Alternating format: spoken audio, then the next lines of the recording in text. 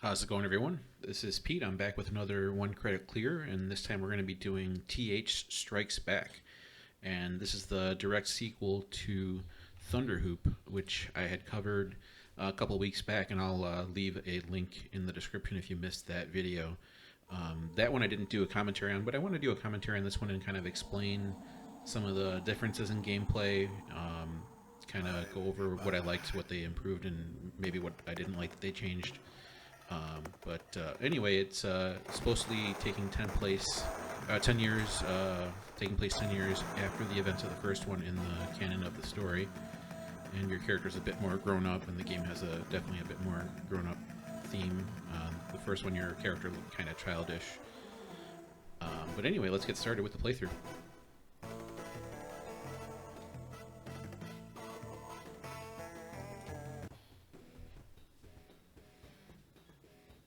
Alright, so the first thing you'll notice is this weird enemy theme here.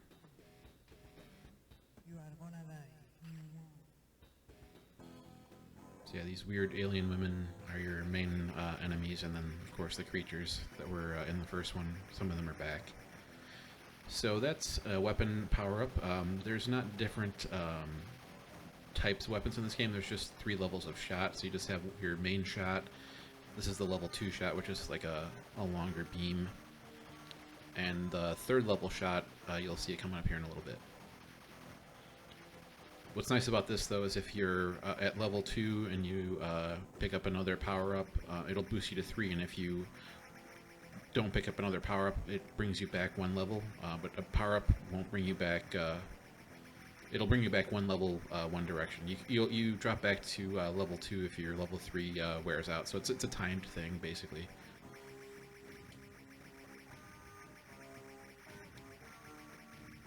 The game does have 5 levels. It's relatively short.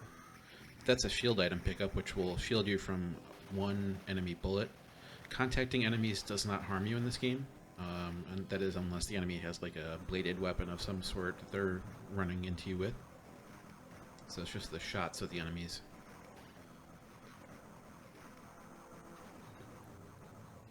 The game, in some ways, is hard in that there's, one-hit deaths and there's no extra lives. You get your first life that you start with and 1 extra, and then that's basically it. So it's 2 lives and you're done. We're already at the first boss. He looks kind of like a Ninja Turtles reject, I'd have to say. He's not very hard, though. Just don't be under him when he pounces down, or else he'll flatten you. If you want, you can jump on him when he's charging at you. Just be sure to land on his head and not anywhere near his back, because the spikes will kill you.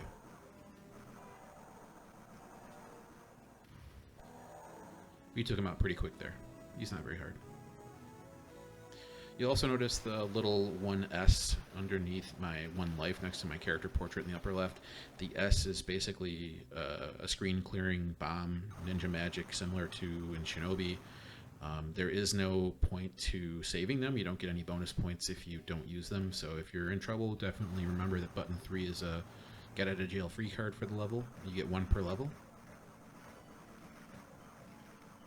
So right now we have the strongest shot, which is this Firebird Phoenix type shot, which covers a lot of area when you shoot it.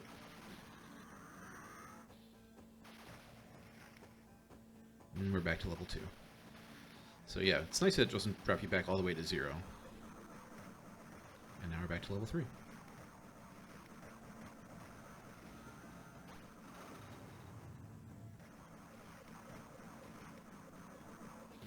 So the enemies that are at your feet, like this dog here on the bottom left, they'll run into you and push you into things, but then you'll immediately like step on them. So just be aware that they won't actually harm you. Oh, I took the bullet there, but my shield protected me. They won't harm you, but they can push you into bullets or other enemies that have blades on them or will attack you. So just something to be aware of.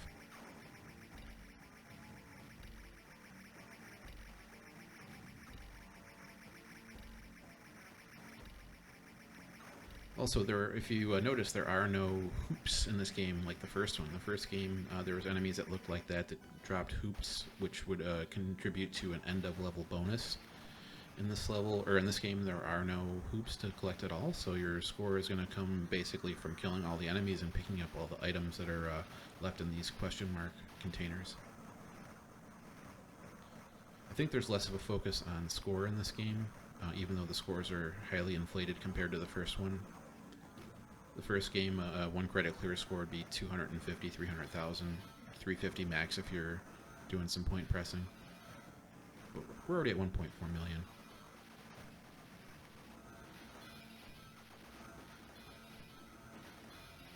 So we're at the second boss here, and this boss actually isn't very hard at all. The only part of the boss that can harm you is the buzzsaw that he's carrying. And strangely enough, when you hit him, it sounds like the elephants in Dhalsim's level in Street Fighter 2. If you step on the fire, it does no harm to you, it just staggers you for a second, so don't worry if you have to jump over him and step on the fire.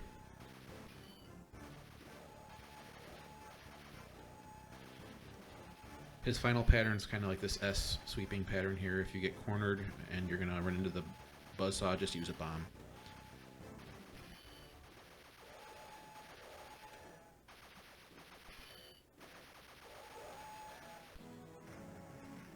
Alright, we're done with level 2 already.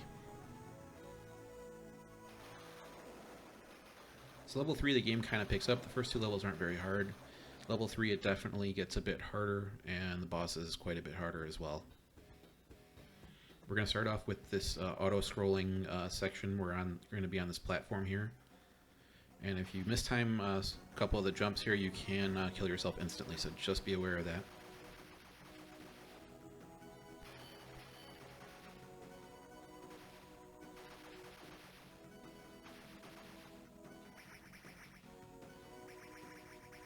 Not very hard. Just look ahead of you and keep firing down and crouching. Here's our first jump here. Not very hard to time that one. This one you want to hold on a little bit late.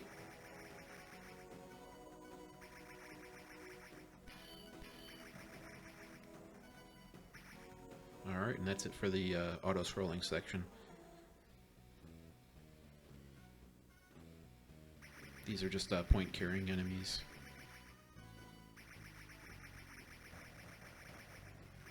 So this enemy, I'm firing to the left there because there's an enemy that's going to come out here. I just killed it there. That also has a shield, and if the enemy puts up their shield and the one on the right's already there, then you get kind of pinch your attack, where you got to have nowhere to go.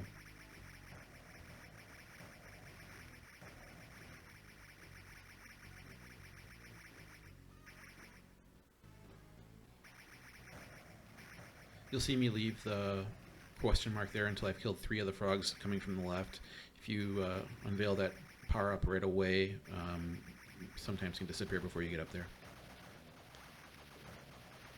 The game will rush you on if you take too long here. I do recommend taking out all these enemies in the windows popping out before going up.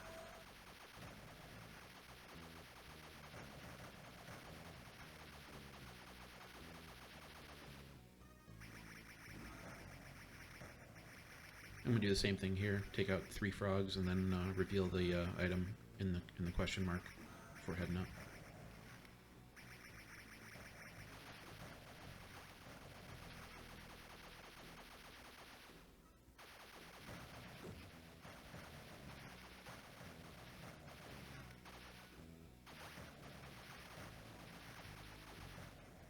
The game's going to try to hurry up here in a second. I think you can have the alarm go off like 4 or 5 times before it actually kills you by timeout for not moving ahead.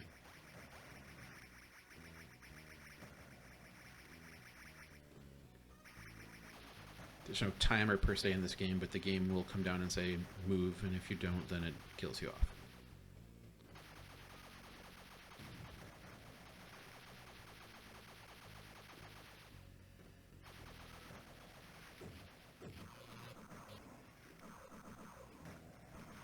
So the enemy just grappled me. If you don't shake loose, they do hit you.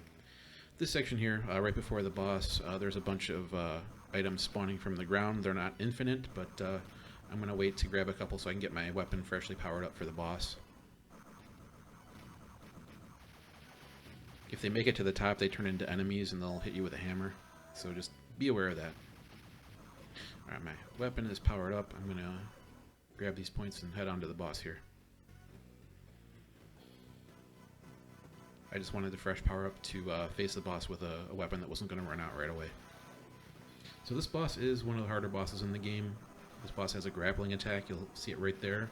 You can either shake out of it once the boss grabs you, or you can neutral jump and you'll bounce on its limbs and do slight damage to it. Either way works. I like to let it grab me, and then while it does this melee attack, I can walk away and hit it with a few shots while it's doing that.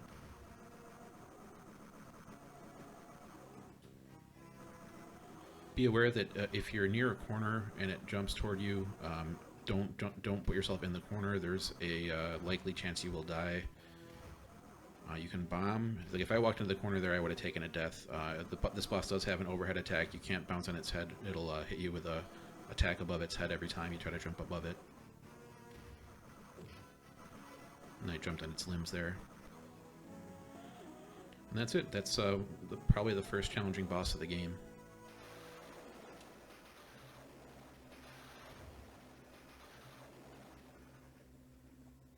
Alright, level 4, we're off to space. We're going to be sitting on the hull of a spaceship.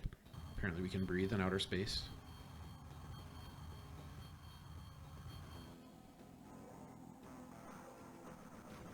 These sections are actually pretty easy. The only real things you have to watch out for are if you're going to jump up to hit any enemies, be sure that you're not going to land on them. If you land on them, like I do almost did there, they can bounce you into enemy bullets or enemies with blades, so just be aware of that, and you should be fine just picking these enemies off as they come at you.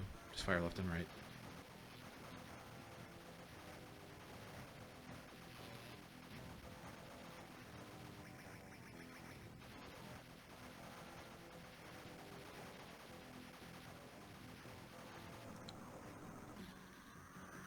Alright, and this is new for the series. We have a horizontal shmup section. These are actually not very hard at all. The enemy, that purple enemy that I just killed there, I believe made a Blanka sound effect from Street Fighter 2, so we've got a lot of ripping off the Street Fighter 2 assets going on in this game.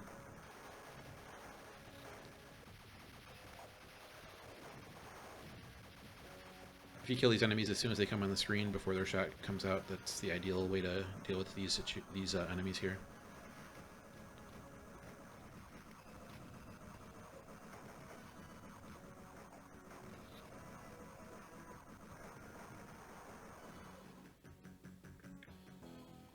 And we're back on another spaceship.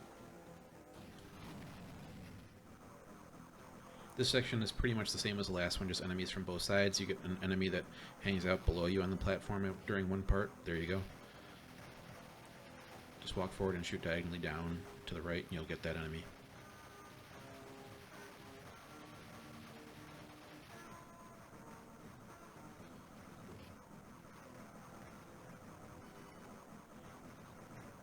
The bouncing on the enemies...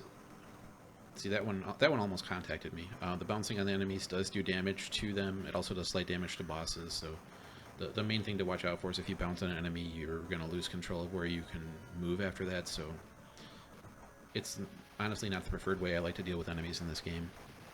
I'd rather just take them out with a shot. But it does work if you're in a pinch, you can bounce on them. Just be aware where you're going to land after the bounce.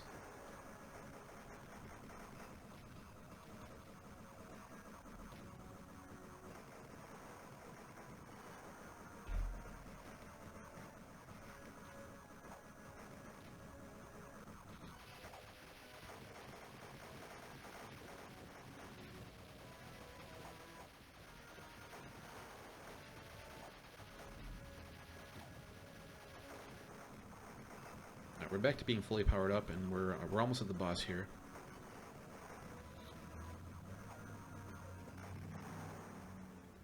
So now we're on the third spaceship here, and we're at this flying bat demon boss. There's only a few things to be aware of when fighting this boss. This spray of 3 bullets is pretty easy to dodge, but it can be hard to dodge if you're trapped in that little whirlwind underneath it. So if you're underneath it anywhere, that whirlwind will stun you and kind of hold you in place. So just do be aware of that. When it comes down here, I'm going to bounce on it as much as I can. I move all the way to the left so this spray of 3 bullets doesn't hit me.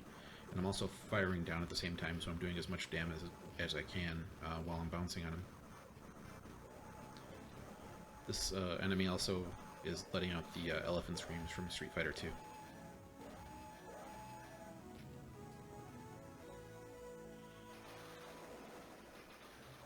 If you're in a position where you're not going to be able to dodge a green shot because you're stuck in that whirlwind, just use your bomb. It's better to use the bomb. You don't get any points for not using it. So the final stage. Stage 5. That's Dr. Genbreak, the evil doctor from the original Thunder Hoop. He's planning his revenge on you. These enemies floating above in those floating mechs, you can take the enemy out and it'll destroy the whole mech, or you can kill the mech. It takes a few more hits to destroy that machine they're riding in, though. Either way it works.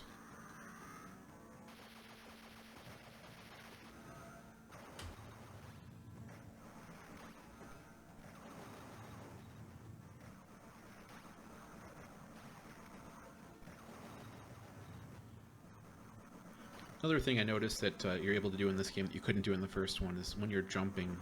Before in Thunder Hoop you could only fire left or right. In this game you can fire up and down while jumping, which is a nice addition. You still can't fire diagonally while jumping.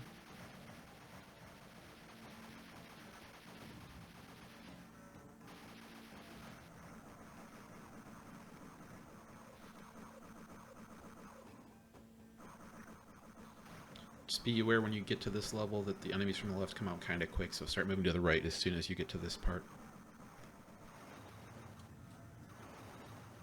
Coming up here is one of the harder parts of the game. There's going to be an enemy taking pot shots at you, the enemy there in that platform above, and then there's this enemy coming on your platform who fires an indestructible shot at you. If you need to, you can back up to the platform to your right if you need to make an escape.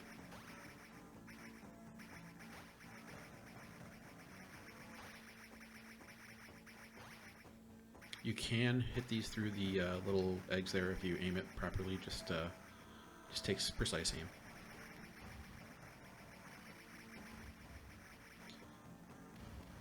Now these things dropping from above, if you contact them from the side, they'll just kind of push you back a little bit. As long as you don't get hit from above, you'll be fine. If they hit you from above, it's an instant death.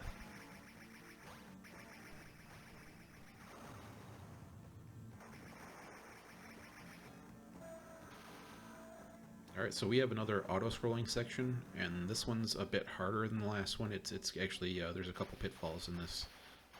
Couple easy places where you can take a death. So this jump here, you gotta kind of have to wait to get to that platform. If you jump too early to get those point items, you may miss your jump. Also, this jump, be aware you might have to hold left to clear it. Otherwise, I've run into that post so many times, just jumping straight up. Thought I was jumping way early, and I had to jump and hold left.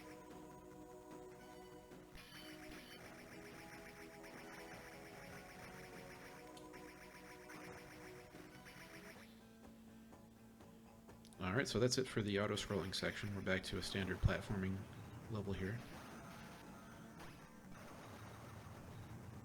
And we're again in the same situation where there's an enemy with an indestructible bullet. Some more enemies are going to come from your left, so don't forget to fire to the left every so often.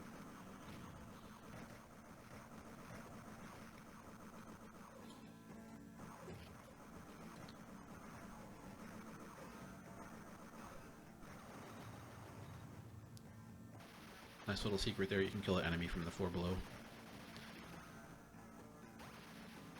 So this was a near death. I almost jumped on the enemy that was running beneath me, and if I had jumped on it, I probably would have contacted a bullet there. Narrow escape.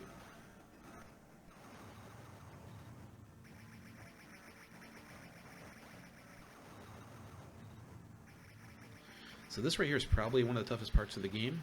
There's the buzzsaw behind you from the left, so you can't go too far left. The enemy on the right's got this indestructible blade he's throwing at you, and then you've got the enemy above you taking pot shots at you. I do recommend taking this enemy out before proceeding upwards.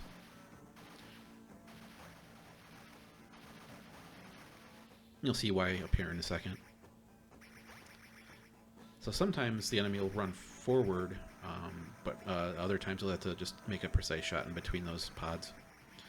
So if you don't take the enemy out, you have the enemy that was shooting at you and another one above you, and you're just going to have a tough time dodging both of those shots.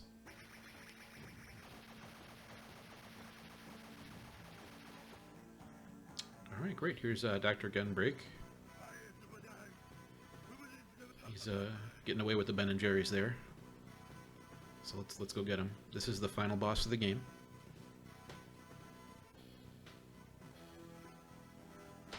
And one thing you'll notice as we go through this battle, this boss has a ton of health. I probably sit here about 5 minutes battling. No, not 5 minutes, but definitely a lot of health. So these missile attacks, there's a couple ways to dodge them. You can just tap forward as they approach you. You can fit in between the gaps like I do here. After the second one, move back to the original direction you were coming from. The missiles do come out in different timings.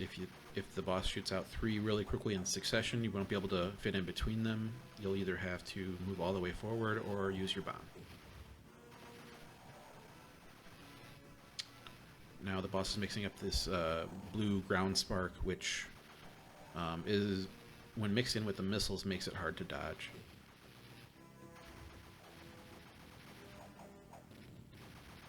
You'll notice we've only done one complete health bar off the boss already, and it's taken a lot of damage, or taken a lot of hits to do that.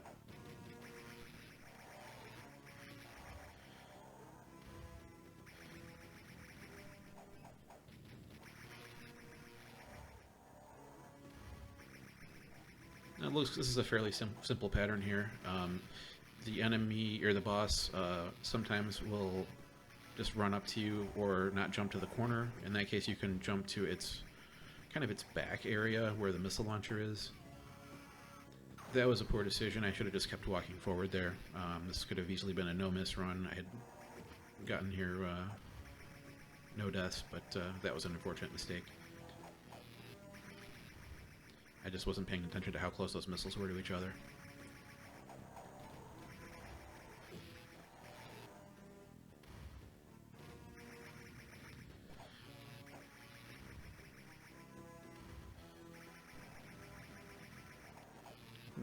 Due to that gap in the missile there, you're able to jump between that to clear the blue spark coming at you. If you jump on the boss and don't immediately move, though, the boss does have this hammer fist attack like that, so move out of the way if you have to jump on him to get away.